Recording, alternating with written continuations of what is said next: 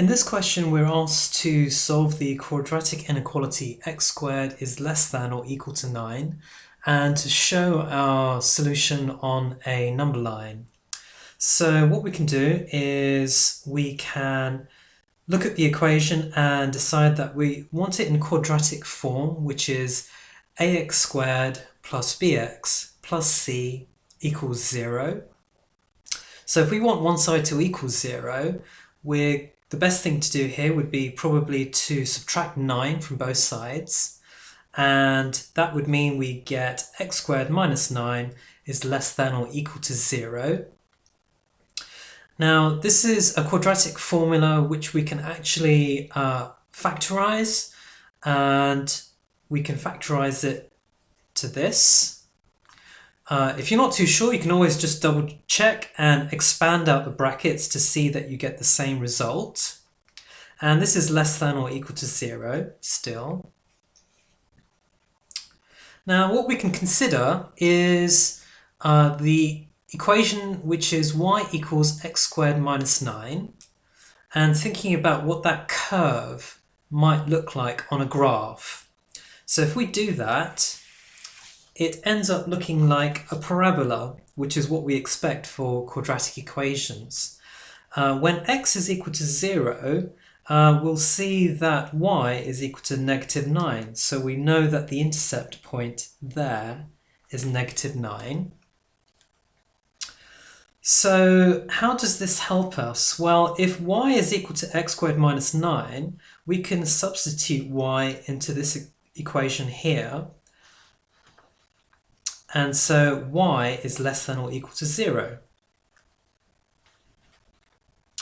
So what does this say? Well, this is saying that when is y either equal to 0, that means the x-axis, or less than or below the x-axis, or a negative y.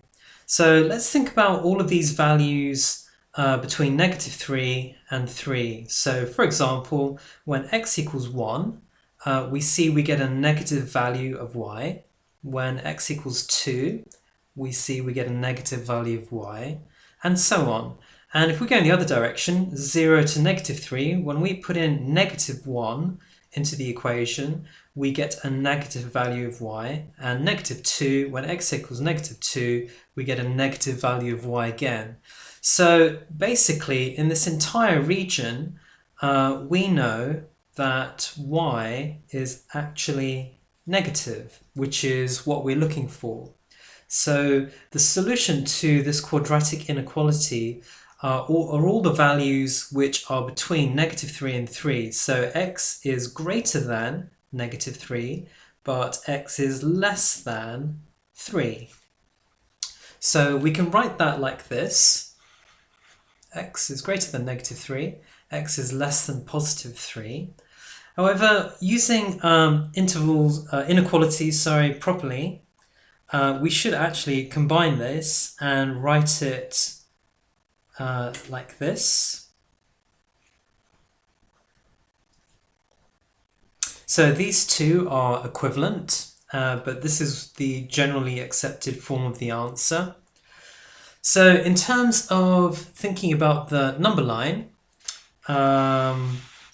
what we can do is we can draw a quick number line, and we know that we're looking at the values of positive 3 and negative 3.